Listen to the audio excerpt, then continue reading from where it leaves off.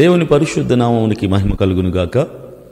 ఈ వీడియో వీక్షిస్తున్న ప్రేక్షకులందరికీ క్రీస్తు శ్రేష్టమైన నామం పేరిట నా హృదయపూర్వక వందనాలు తెలియపరుస్తున్నాను. ఈ బుద్ధిలేని కరుణాకర్ సుగుణ ఏం మాట్లాడుతున్నాడో ఒకసారి వినండి. విన్నారు కదా, వీడేమంటున్నాడంటే ఈ కరుణాకర్ సుగుణ వీడు హాఫ్ నాలెడ్జ్ గాడని మనందరికీ తెలుసు.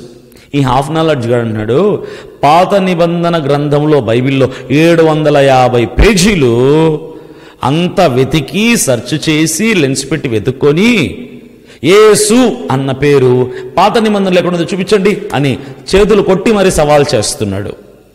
ఒకవేళ చూపిస్తే ఏం చేస్తారో చెప్పిట్టు బాగుండేది. చూపిస్తే అరగుండు గీసుకుంటావా?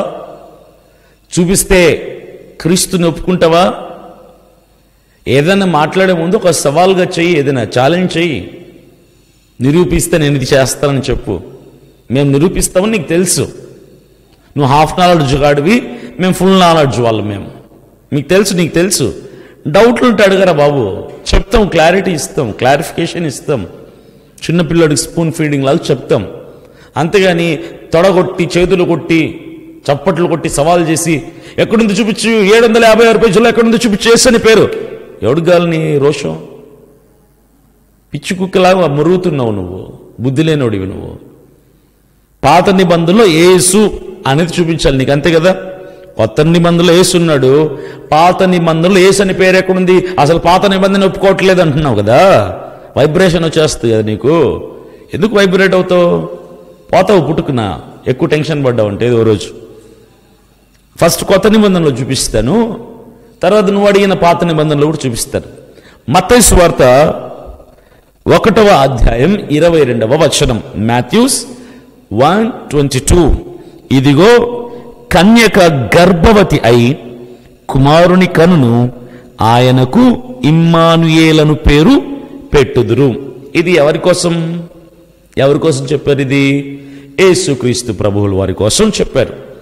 కన్యక ఒక కుమారుని కంటది, ఆ పుట్టిన కుమారుడికి ఇమ్మానుయేలు అని పేరు పెడతారు అని యేసుక్రీస్తు ప్రభువుల వారిని గురించి చెప్పినటువంటి మాట ఇది. ఇమ్మానుయేలు అంటే దేవుడు మీకు తోడు అని అర్థం. ఇమ్మానుయేలు అని పేరు ఎవరిది అంటే ఎవరైనా చెప్పగలరు. యేసయ్యని ఇమ్మానుయేలు అని పిలుస్తాం, పాడతాం. ఇమ్మానుయేలు అన్నా యేసే, యేసు అన్నా ఇమ్మానుయేలే. ఇది ఆయనకున్న మరో పేరు. మీరు అంటారు కదా, కృష్ణుణ్ణి ముకుంద అంటారు. ముకుంద అన్న కృష్ణుడు అన్న ఒకటే అంటారు కదా మీరు.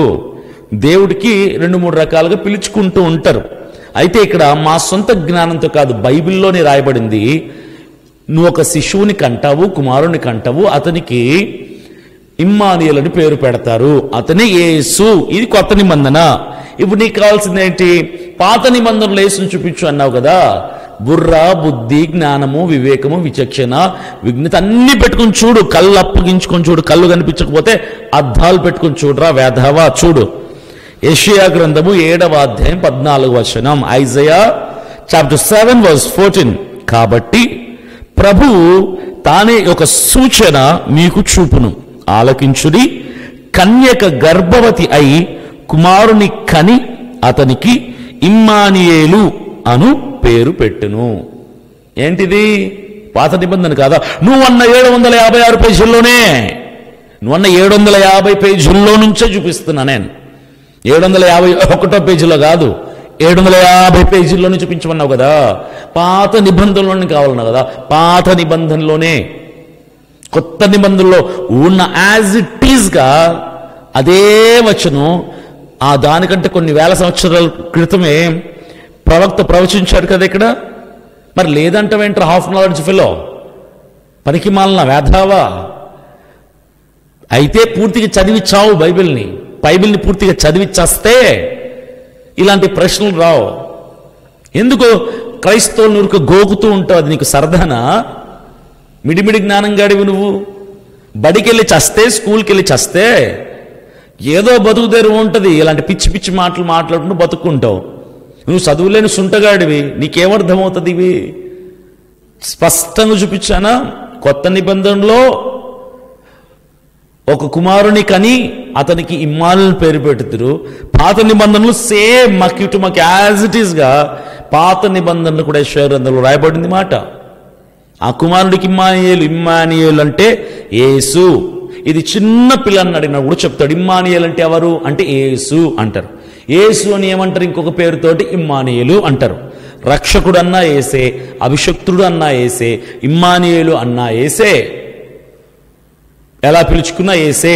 నువ్వు అన్నావు కదా పాత నిబంధనలు యేసుని చూపించని. యాజ్ ఇట్ ఈస్ రెండు ఒకటేగా ఉన్న వచనాలని, ఒకటే పేరుని నీకు చూపించాను.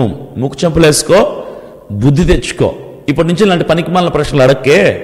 బైబిల్ బాగా చదివి, క్షుణ్ణంగా చదివి, టాలీ చేసుకో, అటు ఇటు వెతుక్కో. ఆన్లైన్ ఉంది కదా, వెతుక్కొని అప్పటికి నీకు డౌట్ ఉంటే మా అలాంటి సేవకులు కొన్ని లక్షల మంది ఉన్నారు, ఫోన్ చేసి అడుగు. వాళ్ళెవరు చెప్పలేకపోతే అప్పుడు యూట్యూబ్లో కుక్క మరుగుతున్నట్టు ఎలా మరిగి అలవాటు ఉంది కదా, అప్పుడు మురిగి చావు. ఎవడో ఒకడు స్పందించి సమాధానం చెప్తారు. ఇప్పుడు నాలాగా ఈ సమాధానం చెప్పడానికి కూడా ఈ కరుణాకర్ సుగుణాగడి కోసం కాదు.